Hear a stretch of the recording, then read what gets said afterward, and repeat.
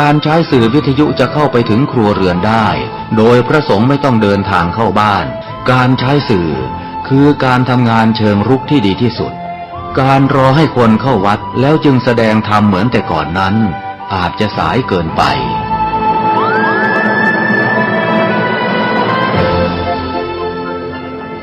เราควรใช้สื่อนำธรรมะเข้าไปให้ถึงภายในบ้านโรงเรียนองค์กรต่างๆให้มากที่สุดการใช้สื่อจะทำให้ผ่อนแรงและประหยัดทั้งคนและเวลา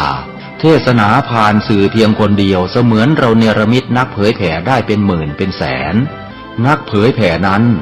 นอกจากอบรมตามหลักสูตรธรรมดาเพื่อให้ได้วุฒิบัตรรับรองแล้วพึงอบรมเรื่องการเทศนาการเขียนการค้นคว้าซึ่งอาจจะเป็นเรื่องเฉพาะตัวแต่ก็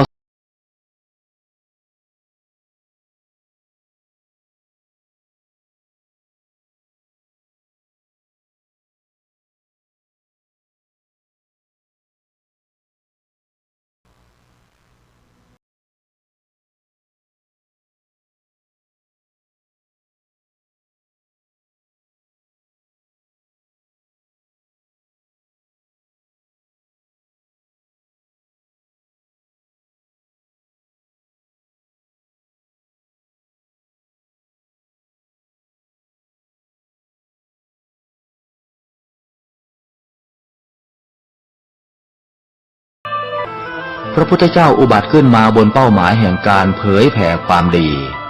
นำความดีไปแทรกไว้ในจุดที่มีความดีไม่มากค่อยๆเจือจางจนกระทั่งความไม่ดีนั้น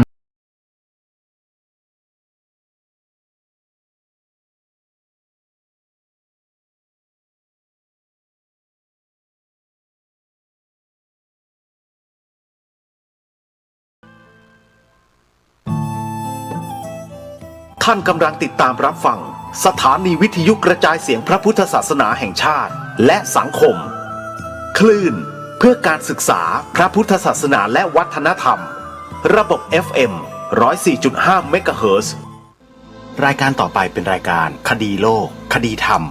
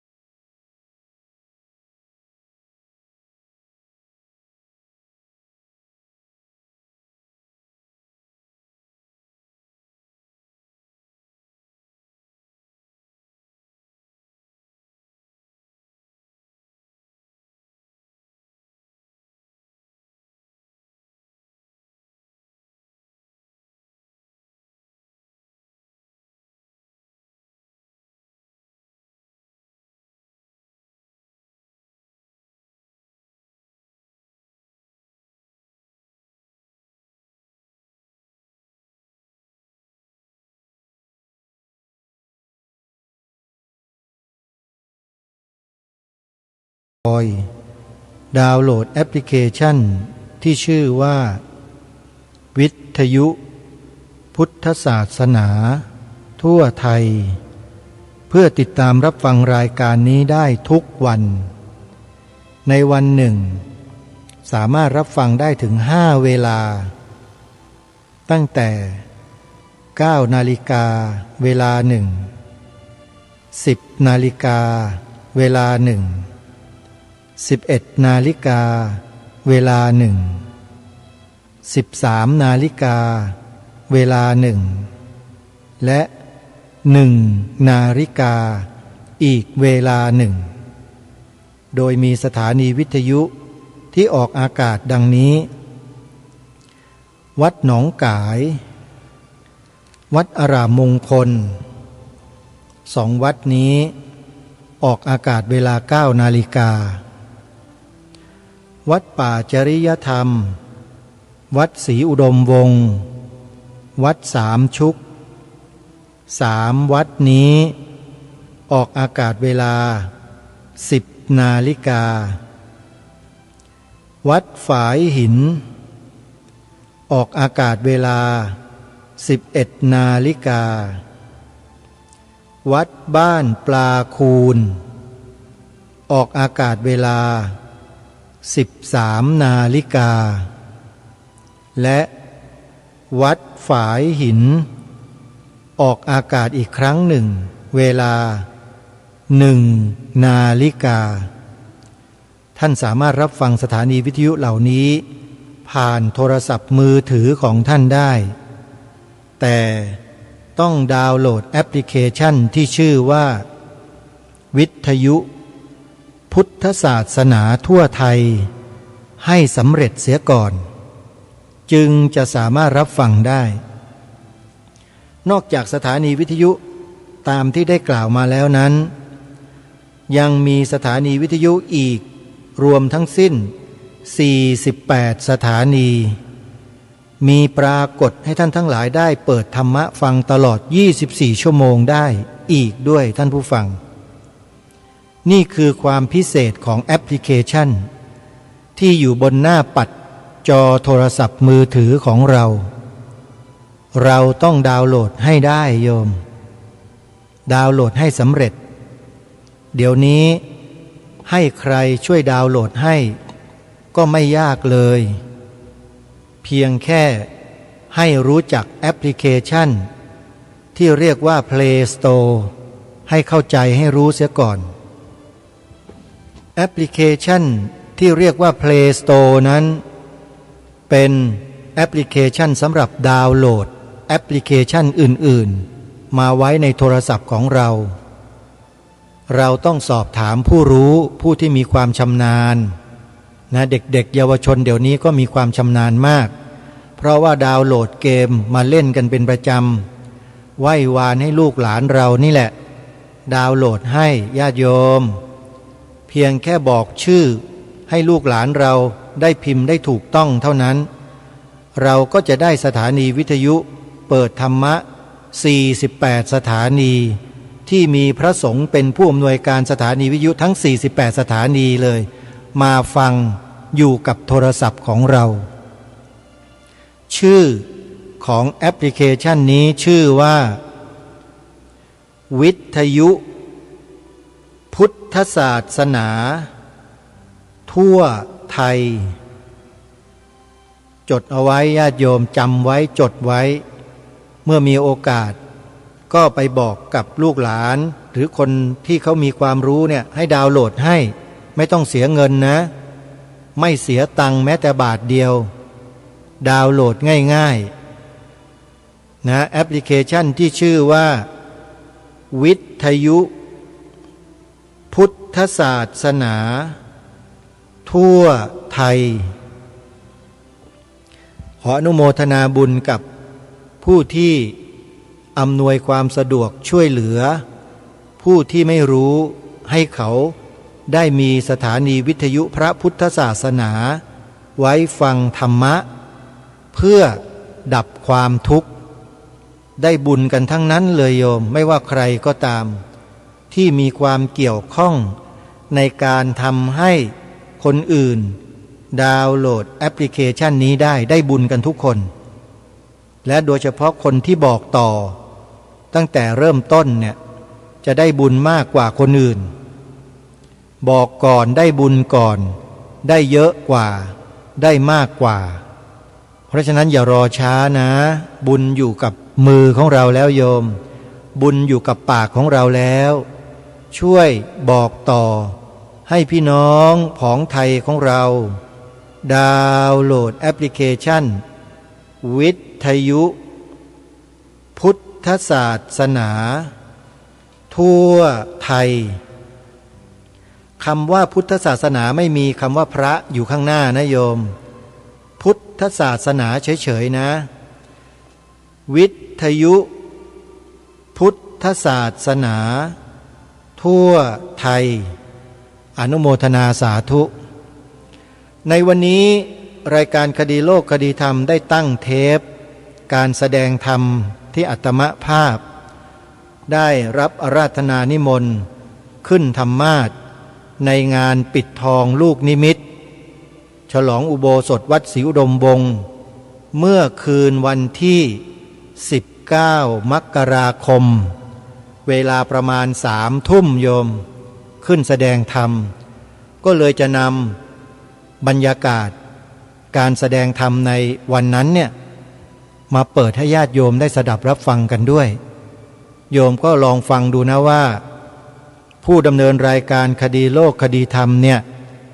แสดงธรรมบนธรรมาสน์แล้วจะเป็นยังไงบ้างจะได้สาระพอที่จะไปวัดไปวากับเขาได้บ้างไหมนะลองมารับฟังกันดูโยมในวันนั้นได้ใช้ข้อธรรมที่เป็นนิเขปบทว่าสุขโขปุญญัสสะอุจจโยแปลความอย่างไรหมายถึงอะไรเดี๋ยวไปติดตามรับฟังพร้อมๆกันได้นะบัดนี้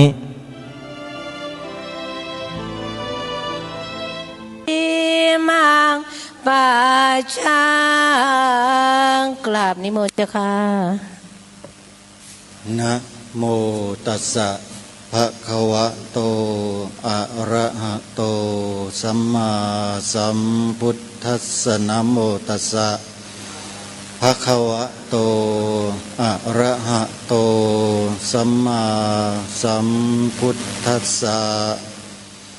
นะโมตัสสะภะคะวะโตอะระหะโตสัมมาสัมพุทธัสสะสุขโขปุญญัสสะอุจจโยติณโอกาสบัดนี้อาตมาภาพจะได้อธิบายขยายความในข้อนิเขปบทที่ได้ยกขึ้นมาเป็นเบื้องต้นนี้เพื่อเจริญศรัทธาให้กับสาธุชนผู้สนใจใฝ่ในธรรมได้พิจารณาศึกษาให้เกิดองค์ความรู้ขึ้นเพื่อนำไปปฏิบัติให้เป็นผลที่ดีแก่ชีวิตและสังคมของเราสืบไปณโอกาสบัดนี้ขอเชิญทุกท่านนั่งในท่าที่สบายนะโยมนะใช้เวลาไม่มากวันนี้ก็ไม่ได้ตั้งตัวเลยท่านพระอาจารย์พระครูไม่ได้บอกในเบื้องต้นพอมานั่งจะฟังธรรมะจะตั้งใจมานั่งฟังธรรมนะนี่อาตมาไม่ใช่มาตั้งใจจะมาขึ้นมาแสดงธรรมแต่เมื่อท่านอาจารย์พระครูอาราธนาแล้วก็ต้องมาปรารภธรรมะกับทุกท่านเมื่อวานเดินทางมาถึงก็มาเห็นบรรดาญาติโยมนั่งอยู่ในบริเวณงานเป็นจำนวนมากนุ่งขาวห่มขาวกันเต็มไปหมดขณะอาตมาภาพเป็นพระที่ไม่ได้อยู่จำพรรษาที่นี่เห็นแล้วยังปลื้มใจเลยโยมแล้วเจ้าวาดท่านอาจารย์พระครูอุดมวรานุวัฒน์นี่จะปลื้มใจแค่ไหนลองคิดดูคือท่านไม่ขออะไรมากหรอกท่านขอเพียงว่าให้ญาติโยมได้มากันให้เห็นในอย่างตั้งแต่วันนี้ไปจนถึงวันที่22เนี่ยเป็นกิจกรรมแบบเนี้ยจะมีการสวดมนต์ไหว้พระมีการแสดงธรรมกันช่วงค่ำอยากจะให้ญาติโยมชาวอำเภอวังสะพุงใกล้ๆเนี่ยนะโยมที่ฟังรายการอยู่ขอให้มากันเถอะนะอย่างน้อยก็เป็นประโยชน์ให้กับตัวเราอย่างมากเลยก็คือให้เป็นประโยชน์แก่อำเภอวังสะพุงของเรานะฮะเป็นเกียรติเป็นหน้าเป็นตาให้กับชาวอำเภอวังสะพุงของเรากันเองด้วยเพราะภาพที่ออกไปเนี้ยผู้คนโดยทั่วไปจะเห็นจะได้ยินแล้วก็ได้ฟังกัน แต่เหตุผลของแต่ละท่านก็มีอยู่ที่มาไม่ได้ก็เพราะ1 2 3 4 5เหตุผลเยอะโยมอาตมาภาพเยอะกว่าโยมอีกอยู่ถึงนู่นกรุงเทพแต่ก็ตัดเหตุผลทิ้งให้หมดตั้งใจมาแล้วก็ต้องมาแล้วถ้าจะกลับก็มีเหตุผลให้กลับอีกพรุ่งนี้ก็คือญาติโยมจะกลับกันไม่แน่ก็อาจจะตัดเหตุผลทิ้งอีกก็อาจจะอยู่อีกวันหนึ่งก็ได้โยมเห็นด้วยไหมถ้าเห็นด้วยสาธุด้วย อยู่เนาะไม่เป็นไรเดี๋ยวพรุ่งนี้หาทางกลับเอามะรืนก็ปรารภถึงพระบาลีที่ได้ยกขึ้นมาเป็นนิเขปบทเมื่อสักครู่นี้สุโขปุญญัสสะอุจโยแปลความว่าการสั่งสมบุญนำสุขมาให้สั้นๆแต่กินความมากมายมหาศาลเลยญาติโยมขึ้นชื่อว่าบุญเนี่ยเป็นกุศลธรรมในฝ่ายดีฝ่ายขาวที่พระสัมมาสัมพุทธเจ้าทรงตรัสยกย่องสรรเสริญให้หมู่มนุษย์เราเนี่ยได้บำเพ็ญได้มีความเพียรพยายามปฏิบัติตามแนวของกุศลธรรมตามแนวบุญกุศลมีอยู่3ประการเท่านั้น 1. ให้ทาน 2. รักษาศีล 3. เจริญภาวนาโยมไปฟังพระรูปไหนพูดก็จะพูดอยู่ในแนวนี้คือแนวของไตรสิกขากล่าวตามที่พระสัมมาสัมพุทธเจ้าตรัสสอนเอาไว้ว่าให้สั่งสมบุญอย่ามองข้ามแม้แต่เล็กๆน้อยๆนะโยมบุญก็ดีแล้วบาปก็ดีทุกอนูมีผลต่อชีวิตการดำเนินชีวิตของเราไม่ใช่แค่ชาตินี้หรอกจะส่งผลไปชาติต่อไปอีกยาวนานแสนนานทีเดียวถ้าใครมีโอกาสสั่งสมบุญได้มากในชาตินี้บุคคลคนนั้นแหละชื่อว่าเป็นผู้ที่มีความโชคดีอย่างแท้จริงโชคดีภาษาบาลีว่าโสถิหรือโสถีภวันตุความโชคดีจงปรากฏจงเจริญจงเป็นจงมีแก่ท่านที่เราได้รับพรจากพระสงฆ์ท่านบ่อยๆนั่นแหละมันอยู่ที่เรากระทำนะเราเป็นผู้กระทำคนอื่นไม่ได้มีผลอะไรกับการกระทำของเราไม่ว่าบุคคลเขาจะมองเรากล่าวถึงเรากระทำต่อเราในทางดีหรือทางไม่ดีก็แล้วแต่ไม่มีผลกับเราถ้าหากว่าเรามีจิตใจที่มั่นคงอยู่ในกุศลโดยอาศัยข้อปฏิบัติที่ถูกตรงหนทางเดียวที่พระเจ้าทรงวางไว้เพื่อเดินตามแนวกุศลอย่างต่อเนื่องก็คือการมีสติสัมปชัญญะในการใช้กายวาจาและใจของเราในขณะที่เรามีลมหายใจอยู่นี่แหละญาติโยมนี่คือข้อปฏิบัติของชาวพุทธที่พระพุทธเจ้าทรงวางไว้ถ้าจะพูดตามชื่อที่เป็นบัญญัติที่พระองค์ได้ทรงบัญญัติไว้ก็คือเรื่องของสติปัฏฐาน4ถ้านอกเหนือจากนี้แล้วไม่ใช่สิ่งที่พระสัมมาสัมพุทธเจ้าทรงวางแนวทางไว้นะฮะเดินตามสติปัฏฐาน4นี่แหละพิจารณากายในกายพิจารณาเวทนาในเวทนาพิจารณาจิตในจิตพิจารณาธรรมในธรรม กายเวทนาจิตธรรม4ประการนี้แหละทำความศึกษาทำความเข้าใจใน4ข้อนี้ให้ดีโยมทุกคนมีหมด4อย่างนี้มีอยู่ในชีวิตของทุกคนเลยจริงๆแต่คนเราสั่งสมบุญบารมีมาต่างกันนะโยมครูบาอาจารย์ท่านมีความรู้มีความสามารถมีประสบการณ์นั่งพูดอยู่ต่อหน้าพวกเราทุกคนเนี่ยแต่ผู้ที่ฟังอยู่ในเบื้องหน้าเนี่ยไม่ใช่ว่าจะรู้และเข้าใจกันทุกคนนะเพราะฉะนั้นมันขึ้นอยู่กับว่าใครจะขวนขวายที่จะศึกษาหาความรู้ในเรื่องนี้มากกว่ากันถ้ามีความเพียรมากความพยายามมากมีความตั้งใจมากก็จะรู้มากกว่าผู้อื่น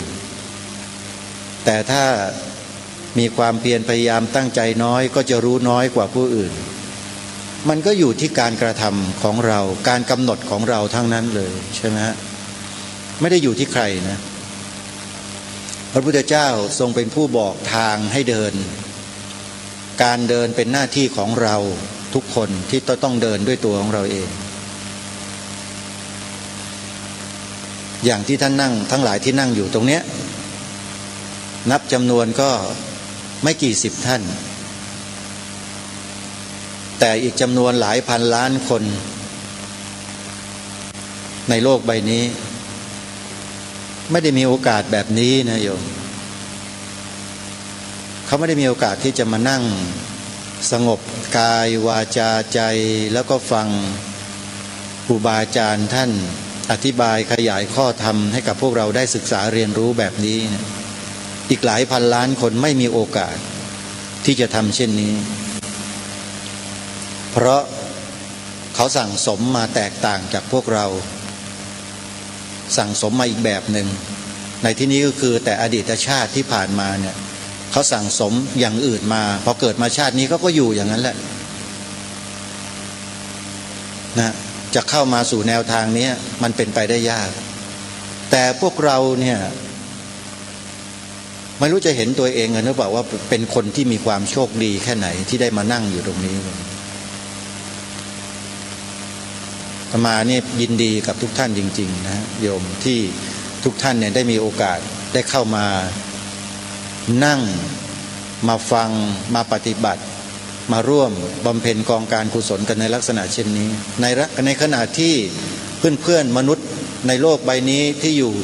อีกซีกโลกหนึ่งของเราเนี่ยกำลังรบราฆ่าฟันเบียดเบียนชีวิตซึ่งกันและกันโหดเหี้ยมทารุณสุดๆเจอภัยพิบัติอย่างรุนแรงอย่างที่ไม่เคยเกิดขึ้นมาก่อนแบบสุดๆโดนอยู่ณขณะนี้เต็มไปหมดเลยนำเอาสิ่งเหล่านั้นน่ะที่กล่าวเมื่อกี้เนี่ยเหตุการณ์ที่เกิดมาเป็นอุทาหรณ์สอนตัวเองเพื่อบอกว่าเรานี่ไม่ควรจะประมาทนะชีวิตเราเหลืออีกไม่กี่ปีแล้วบำเพ็ญตามแนวทางที่พระสัมมาสัมพุทธเจ้าตรัสบอกไว้ดีกว่าทำให้เต็มที่ตามที่เราสามารถจะทำได้โยมแม้แต่น้อยนิดก็ยังดีอย่างน้อยนิดคือยังไงฮะไม่ได้มาที่นี่แต่เปิดวิทยุฟังอยู่ที่บ้านนี่ก็ถือว่ามีความพยายามแล้วก็นั่งฟังเหมือนกับเราอยู่ที่นี่ก็ได้บุญเช่นกันแต่ได้น้อยกว่าการมาที่นี่เพราะคนที่ตั้งใจมาที่นี่คือมาทั้งกายมาทั้งวาจามาทั้งใจครบทั้ง3ทวารกุศลและบุญที่เกิดขึ้นเต็มบริบูรณ์สำหรับทุกท่านแล้วถ้ายิ่งมีจิตเป็นสมาธิสงบนิ่งมีปัญญามีสติสัมปชัญญะมีปัญญาพิจารณาข้อธรรมนั้นให้เกิดองค์ความรู้และเข้าใจเกิดปิติความปราบปลื้มปิติยินดีในความรู้องค์ความรู้ตรงนั้นโอ้โหไม่ต้องพูดถึงเลยคนที่ได้อย่างนั้นเนี่ยเขาจะรู้ด้วยตัวของเขาเองเห็นไหมรู้ด้วยตัวเองไม่มีใครรู้หรอกว่าเราได้ความรู้ความเข้าใจมากน้อยเพียงใด แล้วเมื่อรู้แล้วเนี่ยความรู้นี้ไม่มีวันหมดไม่มีวันหายนะไม่มีใครมาลบล้างได้ด้วยเพราะมันฝังลงไปอยู่ใต้ก้นบึ้งของหัวใจถ้าภาษาทางธรรมเขาเรียกว่ามันตกไปอยู่ในอนุสัยนู่นน่ะเป็นอนุสัยที่เป็นบุญเป็นกุศลเขาเรียกนอนเนื่องอยู่ข้างในเนาะก้นบึ้งสั่งสมอยู่ข้างในจิตใจของเรานี่แหละคือการบำเพ็ญอย่างเนี้ยคือการสั่งสมไปสะสมไปทำไปสะสมไปมีโอกาสเราก็ทำอย่าลืมนึกถึงสิ่งที่กล่าวเมื่อสักครู่นะขณะที่เพื่อนมนุษย์เราในโลกเนี่ยกำลังเดือดร้อนจากอะไรต่อไม่อะไรเต็มไปหมดเลยแต่เราดูสิฮะท่านอาจารย์พระครูดมวรานุวัตรแล้วก็พวกเราคหบดีผู้มีใจบุญทั้งหลายร่วมกันบริจาคสร้างสถานที่อันโอโถงงดงามอันเงียบสงบสัปปายะแบบนี้แต่คนอีกจำนวนมหาศาลไม่มีโอกาสได้มาใช้แต่พวกเราเนี่ยมีโอกาสมีบุญแค่ไหนได้มาใช้กันนี่โยมคิดดูด้วยแล้วไม่ภูมิใจตัวเองได้ยังไงแล้วเมื่อได้โอกาสแล้วตักตวงเก็บเกี่ยวบุญกุศลที่เกิดขึ้นในที่ที่เรามาตรงนี้ให้เต็มที่ทิ้งสิ่งอื่นเอาไว้ให้หมดอย่าไปสนใจตั้งจิตกำหนดไว้ที่กายวาจาใจของเราพิจารณาลมหายใจเข้าออกภาวนาตามแต่ที่เราศึกษาเรียนรู้มาใครถนัดทางสายพุทโธก็พุทโธไปใครถนัดสายสัมมาอรหังก็สัมมาอรหังไปใครถนัดยุบหนอพองหนอก็ยุบหนอพองหนอไปใครถนัดทางด้านอานาปานสติก็อานาปานสติไปใครถนัดทางด้านรูปนามก็กำหนดรูปนามไปเพราะนี่คือรูปแบบทั้ง5ประการหรือ5สายนะเป็นเพียงแค่รูปแบบเป็นบัญญัติที่ครูบาอาจารย์ของเราเนี่ยท่านกำหนดให้ศิษย์ได้ใช้เป็นเครื่องมือในการเดินเข้าไปสู่สภาวะที่แท้จริงที่มันอยู่ข้างในใจเราเนี่ยมันอยู่ในสมาธิในความสงบเนี่ยถ้าจิตสงบเมื่อไหร่ทุกคนจะเจอเองจะรู้ด้วยตัวของตัวเองและสามารถตัดสินใจตนเองได้ตีแตกแยกออกปลงตกอย่าเข้าใจคำนี้ผิดนะคำว่าปลงตกเนี่ยบางคนยังเข้าใจผิดกันอยู่นะเข้าใจคำว่าปลงตกหมายถึงว่าปลงแล้วไม่ต้องไปทำอะไรแล้ววางภาระทุกอย่างไม่สนใจแล้วไม่รับผิดชอบอะไรทั้งนั้นปลงตกไม่ใช่นะอย่างนี้ผิดนะฮะผู้ที่ปฏิบัติตามหลักไตรสิกขาที่ถูกต้องที่พระสัมมาสัมพุทธเจ้าจัดสอนเนี่ยจะมีความรับผิดชอบมากยิ่งขึ้นเสียสละมากยิ่งขึ้นรักในชาติศาสนาพระมหากษัตริย์ยิ่งขึ้นนี่คือผลที่ถูกต้องแต่ถ้านอกจากนี้แล้วไม่ใช่การปฏิบัติธรรมในพระพุทธศาสนานั้นผลที่เกิดขึ้นต้องเป็นอย่างนี้โยมจะมีความขยันหมั่นเพียรมีความรับผิดชอบต่อตนเองครอบครัวต่อสังคมประเทศชาติมีความเมตตากรุณาตัวอิจฉาตัวริษยาตัวไม่พอใจตัวโกรธตัวสงสัยลังเลใจตัวนี้จะแทบเรียกว่าจะไม่มีเลยหรือมีน้อยมากๆนี่คือเครื่องชี้วัดของการปฏิบัติของเรานะเรารู้ได้ตัวของเราเองนะโยมใครบอกเราก็ไม่รู้หรอกอย่างอาตมาพูดไปเนี่ย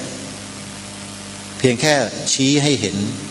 ให้ทุกคนพิจารณาตามแล้วเอาไปเทียบเคียงดูในใจเราด้วยว่าเราปฏิบัติมาเราทำบุญมาให้ทานรักษาศีลเจริญภาวนามาเนี่ยตั้งแต่นั้นมาจนถึงบัดเนี้ยไอ้ข้างในเราเนี่ยตัวอิจฉาริษยาตัวไม่พอใจโกรธเกลียดพยาบาทอาฆาตมันลดลงไปแค่ไหนหรือไม่ความเมตตาความกรุณาต่อเพื่อนมนุษย์ด้วยกันมันเพิ่มขึ้นไหมนี่คือตัวชี้วัดการปฏิบัติธรรมของพวกเราชาวพุทธนะฮะ เพราะฉะนั้นที่พระเจ้าตรัสว่าสุขโขปุญญสอุจโยเนี่ยก็เป็นความจริงแท้โยม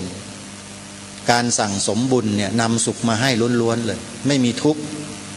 แต่ถ้าใครยังทุกข์อยู่ก็แปลว่ายังเดินไม่ถูกต้องเดินให้ถูกถ้าจะเดินให้ถูกต้องมีสิ่งประคอ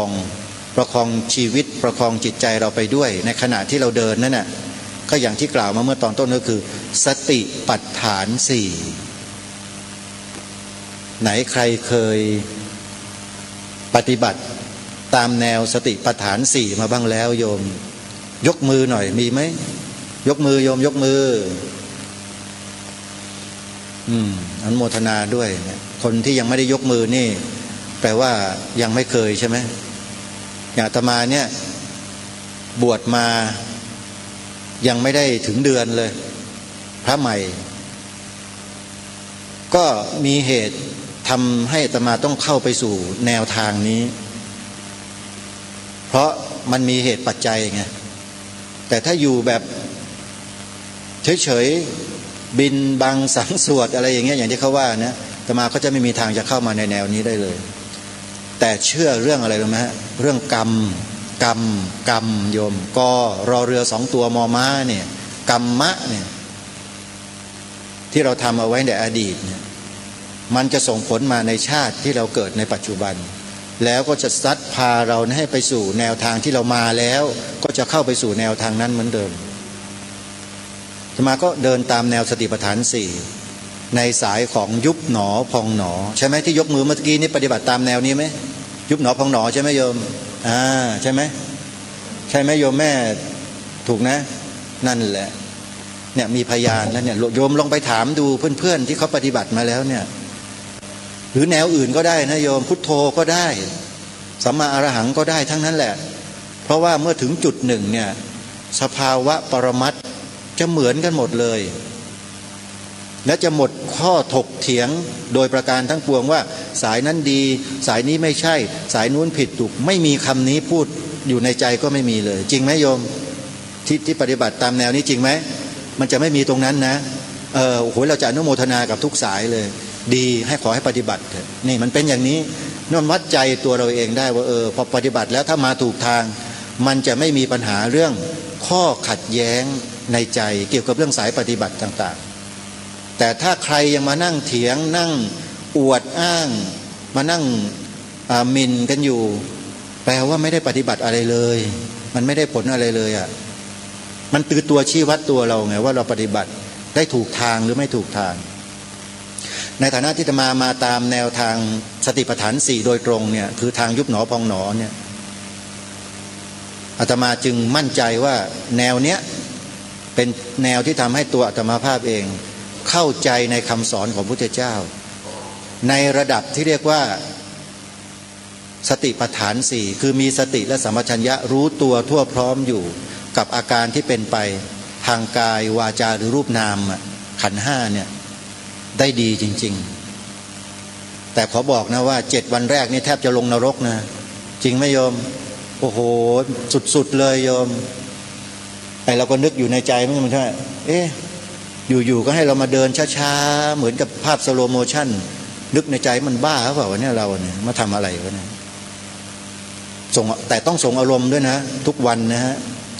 จะมีครูบาอาจารย์ที่ท่านมีประสบการณ์เนี่ยบอกมาส่งอารมณ์หมายความว่าปฏิบัติในแต่ละวันเรามีความรู้สึกเช่นใดต้องส่งอารมณ์ความรู้สึกนั้นให้กับครูบาอาจารย์แบบไม่ปิดบังไม่ซ่อนเร้นเอาความจริงๆด้วยความซื่อสัตย์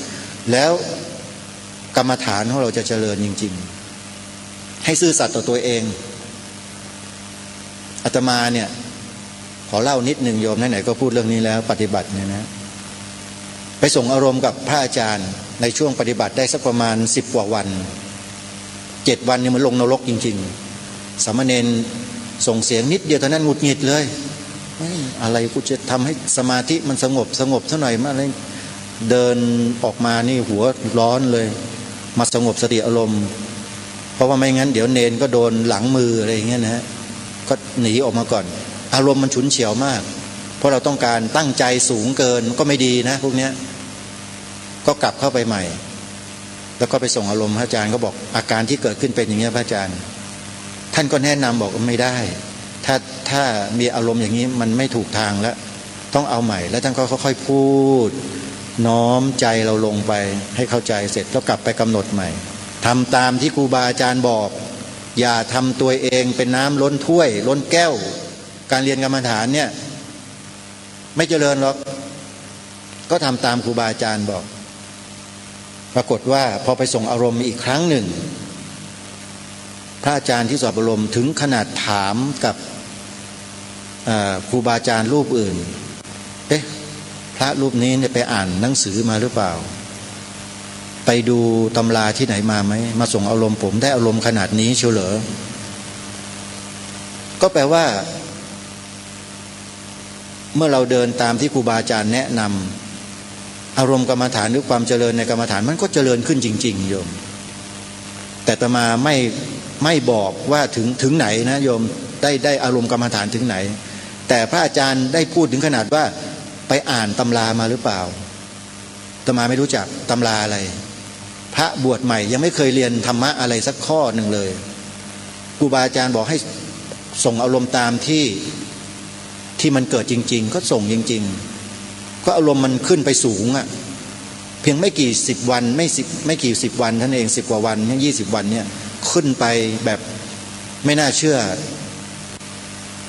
อาตมาก็งงตัวเองเหมือนกันมันคืออะไรแต่อาจารย์ก็บอกว่าให้กำหนดอย่างนี้อาจารย์ที่สอนคอยดูแลอยู่เนี่ยปรากฏว่าไปส่งอารมณ์ให้ท่านแก้ให้ไม่ได้แก้ไม่ได้เมื่อแก้ไม่ได้ปุ๊บก็ไปหาท่านรองเจ้าวาดว่าผมจะขออนุญาตไปสอบอารมณ์กับพระอาจารย์อีกรูปหนึ่งได้ไหม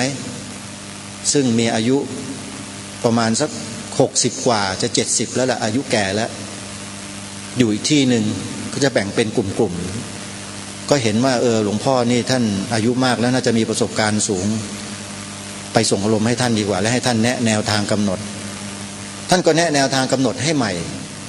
ใช้กำหนดแบบสัมผัสโยมได้กำหนดแบบสัมผัสหรือยังมีใครได้กำหนดแบบสัมผัสมั่งมีไหมโยมมีไหมกำหนดแบบสัมผัสเคยได้ยินไหมไม่เคยใช่ไหมนั่นแปลว่าอารมณ์โยมยังไม่ถึงถ้าอารมณ์ถึงขนาดนั้นเนี่ยก็ต้องแบบสัมผัสแบบนี้เลยวนแบบนี้เลยโยมหมดเลยให้ไม่มีเหลือตั้งแต่ปลายผมลงมาเนี่ยถึงปลายนิ้วมือถึงเท้าถึงปลายนิ้วนะวนแบบนี้โอ้โหละเอียดยิบเลยโยมจนกระทั่งอารมณ์ตรงนั้นหายพอหายแล้วก็โล่งแล้วเราก็ใช้สติกำหนดรู้ดูอาการที่เป็นไปภายในรูปนามของเราเนี่ยไปเรื่อยๆเสร็จแล้วก็พอเขาลั่นระฆังเป้งก็ออกมาแล้วก็มีความรู้สึกว่ามันโล่งมันเบาแต่สติมีตลอดนะสติมีตลอดจนกระทั่งเรียกว่าจำวัดนอนกลางคืนหลับก็รู้ฝันขนาดฝันยังมีสติกำหนดความฝันได้โยมคิดดูสิมันถึงขนาดนั้นนะสติถ้าเราเจริญดีๆนะจริงๆนี่ประสบการณ์นะเล่าประสบการณ์ให้ฟังแล้วมันก็มีกลิ่นไอ้กลิ่นที่เราไม่เคยได้กลิ่นมาก่อนมันก็มาเข้ามาที่จมูกของเราเนี่ยมันกลิ่นอะไรมันก็เกิดการสงสัยขึ้นมานิดหนึ่งพอรู้ตัวว่าสงสัยก็เอาสติกำหนดรู้สงสัยแล้วมันก็หายไปกลิ่นนั้นก็ยังเข้ามาอยู่ทีนี้ไม่สงสัยแล้วมันคือกลิ่นก็กำหนดรู้ว่ากลิ่นรู้ต่อกันไปละเอียดมากแล้วมันก็จางคลายหายไปทีนี้มันก็มีแต่ความตื่นตัวอยู่ตลอดทั้งกลางวันทั้งกลางคืนทั้งกลางวันคืนเนี่ยไม่มีอาการง่วงซึมแม้แต่นิดเดียวแต่ถามว่าหลับไหมหลับก็รู้ตื่นก็รู้และไม่มีคำว่างัวเงียเลยโดยธรรมชาติคนเราพอตื่นมามันต้องงัวเงียใช่ไหมแต่ถ้าเราเจริญสติปัฏฐาน4ได้อย่างถูกต้องแล้วเนี่ยคำว่างัวเงียไม่มีมันจะมีแต่ตื่นกับความเพียรแล้วก็สัตสัมปชัญญะอาการรู้ตัวทั่วพร้อมเนี่ยคอยกำกับดูแลอาการก้าวย่างเดินอะไรต่างๆอิริยาบถน้อยอิริยาบถใหญ่เนี่ยละเอียดมากก็ไม่รู้แหละเล่าให้ฟังแค่นี้แล้วก็มาเป็นอาตมาอย่างทุกวันเนี่ยไม่รู้เป็นยังไงแล้วอาตมาก็เชื่อว่า ครูบาอาจารย์หลายๆรูปที่ท่านทำงานร่วมกันอยู่เนี่ยไม่ว่ารูปไหนก็ตามเถอะที่มีอายุการพรรษาได้มากขนาดนี้ก็ปฏิบัติตามแนวนี้มาแล้วท่านก็ต้องได้เห็นอะไรของท่านนั่นแหละนะฮะอาตมาเชื่ออย่างนั้นนะอย่างอาจารย์พระครูดมวรานุวัฒน์เนี่ยอาตมาบอกได้เลยว่าอาตมาสู้ท่านไม่ได้หรอกเรื่องของการทำงานเรื่องของการเสียสละเรื่องของการตั้งใจมั่นต่างๆเนี่ยบารมีท่านมากกว่าเยอะนะฮะเพราะฉะนั้นญาติโยมนะฮะการสั่งสมบุญนำสุขมาให้อย่างที่พระสัมมาสัมพุทธเจ้าตรัสสอนที่อาตมาได้ยกพระบาลีขึ้นมาเป็นนิเขปบทเมื่อสักครู่นี้เนี่ยอย่ามองข้ามอะไรเล็กๆน้อยๆนะโยมนะแค่เรามีสติกำหนดรู้ได้ช่วงระยะสั้นๆนี่ก็เป็นบุญนะโยมนะอย่างความรู้สึกในใจเราเกิดขึ้นในขณะที่เรามีชีวิตประจำวันอยู่กับบ้านเนี่ยพ่อบ้านลูกอะไรใครต่อใครทำอะไรให้เกิดความรู้สึกจะโกรธหรือว่าไม่พอใจเนี่ยเอาสติไปกำหนดนั่นก็เป็นบุญแล้วนะอ้าวจริงๆตัดอารมณ์เหล่านั้นทิ้งที่เป็นปฏิฆะที่ไม่พอใจที่เป็นอกุศลได้ในขณะนั้นโอ้สุดยอดนั่นแหละคือบุญใหญ่มากๆเลยนะฮะแล้วก็จงรักษาสิ่งเหล่านั้นเอาไว้ให้ต่อเนื่องแล้วจะพบกับความมหัศจรรย์ในจิตของตัวเองแน่นอนนะแต่ต้องรักษาและต้องทำให้ต่อเนื่องนะให้ต่อเนื่องอาตมาจะย้ำพูดในเรื่องนี้ตลอดเลยถ้าไม่ต่อเนื่องมันจะขาดสติพอขาดสติปุ๊บอกุศลเข้าแทรกโดยไม่รู้มันก็กลับไปอยู่เหมือนเดิมอีกเพราะฉะนั้นนะฮะวันนี้ก็ได้มีโอกาสมาปรารภมาพูดธรรมะเล็กๆน้อยๆเล่าประสบการณ์การปฏิบัติพวกเราได้ฟังกันให้เกิดความมั่นอกมั่นใจในสิ่งที่เรามาสิ่งที่เราทำกันอยู่อย่างนี้ว่ามันมีผลต่อชีวิตของเราไม่ใช่แค่ชาตินี้หรอกจะสั่งสมไปถึงชาติต่อๆไปอีกยาวนานเกิดชาติหน้าต่อไปไปเกิดที่ไหนก็ต้องกลับเข้ามาสู่แนวเนี้ยที่เราทำกันอยู่เนี่ยมันหนีไม่พ้นหรอกโยมเพราะมันเป็นภาษาทางพุทธเจ้าตรัสว่าคือมันเป็นกรรมมันเป็นสายกรรมที่เราทำเอาไว้มันก็จะยึดเหนี่ยวรูปนามของเราให้มาอยู่ในแนวทางอย่างเนี้ยมันหนีไม่พ้นนะมันอยู่ที่การเริ่มต้นเนี่ยอย่างเรามาเริ่มต้นดีแบบเนี้ยใครที่ไม่เคยเจริญสติปัฏฐาน4นะจงเริ่มซะก่อนที่จะแข้งขาอะไรต่างๆมันจะไม่ไหวเนี่ยนะฮะทำซะเถอะโยมแต่เดี๋ยวนี้เขาอนุโลมกันแล้วล่ะนั่งเก้าอี้ทำสมาธิก็ได้เดินจงกรมระยะสั้นๆก็ได้ทำดีกว่าเราไม่ทำนะสำนักที่ท่านสอนปฏิบัติกรรมฐานทุกเดือนก็มีเช่นชัวร์เลยนะวัดป่าจริยธรรมนี่โยมแม่ท่านอาจารย์พระครูจริยสารธรรมนั่งอยู่นี่วัดป่าจริยธรรมวันที่1ถึงวันที่7ใช่ไหมโยมแม่ของทุกเดือนไปที่ไปเลยโยมให้ตั้งใจเถอะ7 วันแล้วจะรู้ว่าชีวิตเปลี่ยนแต่ต้องตั้งสัจจะนะเอาจริงเอาจังนะต้องกำหนดรู้ดูอารมณ์ตัวเองเนี่ยให้ดีอย่าไปฝืนแหมจะพูดยังไงดีนะคำว่าอย่าไปฝืนเนี่ยมันพูดยากโยมคนเราเนี่ยมันไม่เหมือนกันจริงๆคืออารมณ์ความคิดเนี่ยเราอย่าไปบังคับปล่อยให้จิตมันคิดไปแต่เราอย่าไปคิดตามไม่รู้จะเข้าใจกันหรือเปล่าจะมาพยายามจะบอกกับหลายๆคนอย่าไปตามมันอย่าไปเป็นมันความคิดมันเป็นเพียงแค่อารมณ์ความรู้สึกเป็นพลังงานชนิดหนึ่งที่มันพยายามที่จะทำให้จิตเราขุ่นน่ะเราก็เข้าใจมันตรงนั้นถ้าคิด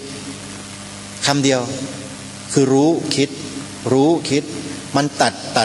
ดมันไม่ปรุงต่อไอ้ทุกวันที่มันเป็นอะไรนะเขาเรียกโรคซึมเศร้าโยมเพราะมันคิดไม่หยุดปรุงไม่หยุดแต่งไม่หยุดจนกระทั่งเอาไม่อยู่ต้องไปพึ่งยาพวกหมอพวกอะไรนั่นไม่ใช่แนวทางเลยในการแก้ปัญหาวิธีแก้ต้องแก้อย่างที่พระเจ้าสอนเราเนี่ยเราทำแบบเนี้ยใช้สติสัมปชัญญะกำหนดตามแนวสติปัฏฐาน4แล้วสติปัญญาความรู้ความ อะไรต่างๆเนี่ยมันจะสมดุลกันนะแล้วชีวิตมันก็จะปกติดูที่ใบหน้าก็รู้โยมคนเราเนี่ยอย่างโยมเนี่ยปฏิบัติประจำเนี่ยอาตมาดูรู้เลยเนี่ยสองคนเนี่ยดูรู้เลยอย่างโยมแม่ของอาจารย์นิรุตนี่ยังเป็นชั้นอนุบาลอยู่นะโยมแม่ต้องพัฒนาขึ้นอีกเยอะนะแต่เชื่อเถอะโยมแม่จะไปได้ดีกว่านี้เยอะเลย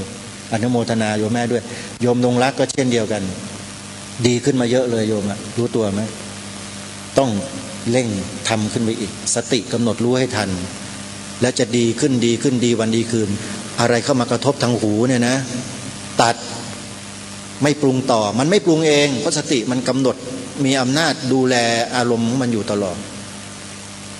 นี่พูดในฐานะมีประสบการณ์นักปฏิบัตินะโยมเห็นอาตมาพูดจาอย่างเงี้ยโยมอย่าคิดว่าอาตมาไม่ปฏิบัตินะการปฏิบัติมันไม่ได้อยู่ที่รูปแบบข้างนอกรูปแบบข้างนอกมันจบไปแล้วตั้งแต่เราฝึกฝนปฏิบัติอบรมมาตั้งแต่ต้นเนี่ยเราเข้าใจข้างในไงฮะข้างในเข้าใจข้างในแล้วก็ฝึกอยู่ข้างในนี้อารมณ์ที่มากระทบข้างนอกกับไอตัวรู้ที่อยู่ข้างในเนี่ยมันมาบรรจบมาปะทะกันแล้วมันก็สลายลงซะเดี๋ยวนั้นก็คือสติรูปกระทบตาเกิดผัสสะเสร็จตัววิญญาณเข้ามาจับเป็นจักขุวิญญาณที่ปรุงแต่งรูปที่มากระทบเขาเรียกว่าอารมณ์ภายนอกมันก็กลายเป็นเรื่องราวทั้งอดีตทั้งอนาคตก็เข้ามาโอ้โหกว่ามันจะมาเป็นปรุงแต่งเป็นเรื่องนี้ถ้าเราปฏิบัติจริงๆนะมันใช้เวลาเยอะนะอย่าคิดว่ามันเร็วคนปฏิบัติเนี่ยเขาบอกว่าโอ้ยสบายมากเรื่องสิ่งที่มากระทบฉันจับได้มีสติรู้แล้วไม่ได้กินฉันหรอกอารมณ์เหล่านั้นนี่แล้วเสร็จแล้วสมาธิมันก็ค่อยๆเพิ่มอินทรีย์พละและมันก็จะเข้าไปสู่วิปัสสนาญาณคือโพชฌงค์ตามโพธิปักขิยธรรม37เนี่ยถ้าใครเรียนรู้เรื่องนี้ก็จะเข้าใจตรงนี้ดีครับจะพัฒนาไปเรื่อยๆตามลำดับขั้นของเขาจริงๆแล้วอาตมาเนี่ยอยากจะสอนอยากจะบอกพวกเนี้ยเรื่องพวกนี้แหละแต่มันก็ต้องมีสถานที่มีสำนักมีอะไรให้มันพร้อมพอสมควรที่จะทำให้โยคาวจรไม่ลำบากเรื่องของอาหารเรื่องของที่อยู่อาศัยเรื่องบุคลากรที่คอยช่วยเหลืออะไรต่างๆเนี่ยแต่อย่างว่าอาตมาบารมีไม่มีอย่างนั้นไม่เหมือนกับพระครูจริยสารธรรมไม่เหมือนกับพระครูดมรานุวัตรเพราะเหมือนกับว่าแบบคอยมาช่วยงานท่านอย่างเงี้ยได้คือสร้างมาอีกแบบหนึ่ง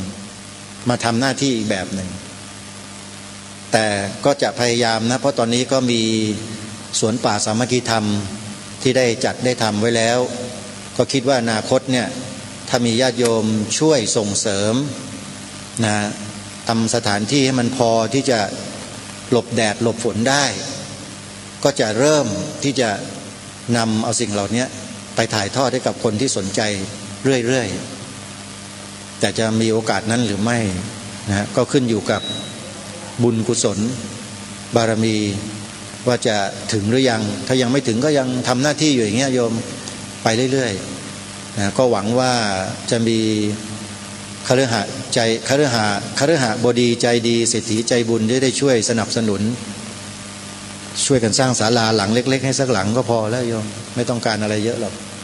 โอ้โหแบบอย่างอาจารย์พระครูดมนี่อาตมาไม่มีบารมีขนาดนี้หรอกโยมนะก็พูดผ่านจอสื่อนี้ไปนี่แหละโยมนะอาตมาก็มีความตั้งใจอย่างนั้นถ้าใครเห็นว่าอาตมาพอที่จะทำหน้าที่นี้ได้ก็เชิญนะโยมนะร่วมสนับสนุนกันในเดือนกุมภาเดือนหน้าก็จะเริ่มลงเสาเอกแล้วนะศาลาอาตมามีเสาแค่16ต้นเท่านั้นเองโยมไม่เกิน16ต้นเล็กๆนะฮะก็ใช้เป็นสถานที่หลบแดดหลบฝนเท่านั้นเองก็จะเริ่มให้ความรู้กับผู้ที่สนใจเรื่องนี้แหละแล้วก็จะเอาจริงเอาจังตรงนี้สักนิดนึงหลังจากที่ได้ลงสู่สนามการต่อสู้มาช้านานประมาณ20กว่าปีแล้วก็น่าจะถึงเวลาแล้วมั้งที่อาตมาจะต้องมาสู้กับ สิ่งเหล่านี้แล้วก็ให้สิ่งเหล่านี้กับญาติโยมนะไม่ใช่แค่แข่งกับใครนะโยมแต่ว่าตั้งใจไว้จะทำเช่นนั้นจะได้ไม่ได้อย่างไรก็ฝากญาติโยมพิจารณากันด้วยเนาะเพราะนั้นวันนี้อาตมาภาพก็ขออนุโมทนาบุญกับญาติโยมอีกครั้งหนึ่งที่ได้มาร่วมกิจกรรมกับทางวัดศรีอุดมวงศ์ในงานปิดทองฝังลูกนิมิตฉลองอุโบสถแล้วก็จะมีพิธีปลูกพัทธสีมาในวันที่28นะฮะส่วนวันที่25จะมีการหล่อพระนะปางน่าจะเป็นปางห้ามสมุทรนะฮะชื่อพระอะไรนะพระบางทรายขาวใช่แต่มาเห็นแล้วน่าสนใจก็เชิญชวนนะโยมวันที่25วัดศรีอุดมวงศ์จะหล่อพระบางทรายขาวเป็นพระพุทธรูปปางประทับยืนแล้วก็พระหัตถ์สองข้างก็ห้ามสมุทรเนาะน่าจะใช่เนี่ยปางเนี้ยนะฮะถ้าใครจะร่วมบุญก็เชิญได้นะรายละเอียดต่างๆก็อยู่ที่หน้าจอนี่นะโยมเบอร์โทรศัพท์เบอร์บัญชีร่วมสนับสนุนทำบุญมาพระที่ทำงานอย่างอาจารย์พระครูดมวรานุวัฒน์เป็นต้นมันมีอีกเยอะในประเทศนี้รอให้พวกเราช่วยกันส่งเสริมสนับสนุนนะก่อนที่ท่านจะไปจากโลกนี้นะแล้วเราก็จะหาพระที่เราจะสนับสนุนที่ทำอย่างนี้เนี่ยน้อยลงไปทุกวันนะเมื่อมีโอกาสแล้วช่วยกันนะวันนี้ขออำนาจคุณพระศรีรัตนตรัยสิ่งศักดิ์สิทธิ์ที่บรรพชนบรรพบุรุษไทยเราได้สืบสารรักษาต่อยอดมาไว้ดีแล้วนั้นจงปกปักรักษาคุ้มครองส่งเสริมให้พวกเราชาวพุทธบริษัททั้งหลายทั้งปวงที่มารวมสโมสรสามัคคีประพฤติปฏิบัติดีปฏิบัติชอบให้มีสุขภาพพลานามัยที่สมบูรณ์แข็งแรง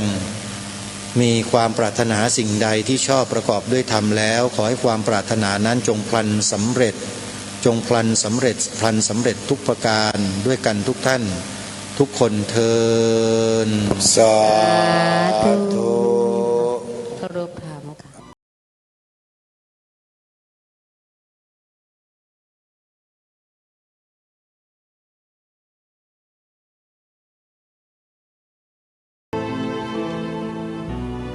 สาธุชนผู้ฟังทุกท่านเวลาของรายการก็หมดลงพอดีก็คงจะไม่สรุปอะไรนะโยมนะก็ให้พวกเราได้สรุปกันถึงพระธรรมเทศนาที่อาตมาภาพได้นำมาปรารภมาบรรยายมาให้ความรู้แก่ญาติโยมในวันนั้นว่าเป็นอย่างไรนะก็คิดว่าน่าจะได้ประโยชน์บ้างไม่มากก็น้อยสำหรับวันนี้ต้องขอสมมุติยุติรายการไว้แต่เพียงเท่านี้พบกับรายการได้ใหม่ในวันต่อไปขอความสุขความสวัสดีในธรรมแห่งองค์สมเด็จพระบรมศาสดาสัมมาสัมพุทธเจ้าจงปรากฏเกิดมีขึ้นในจิตใจของท่านผู้ฟังทุกท่านทุกคนเทินขอเจริญพรกล้าคิดก็ต้องกล้าทำอย่ากลัวถ้าทำความดี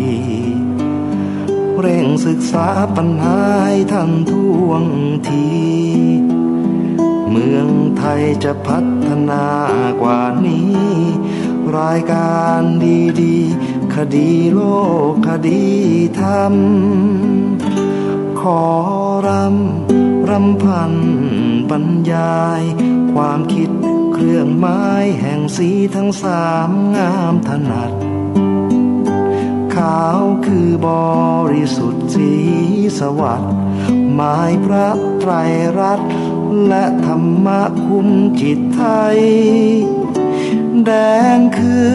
โลหิตเราใสซึ่งยอมสละได้เพื่อรักษาชาติศาสนา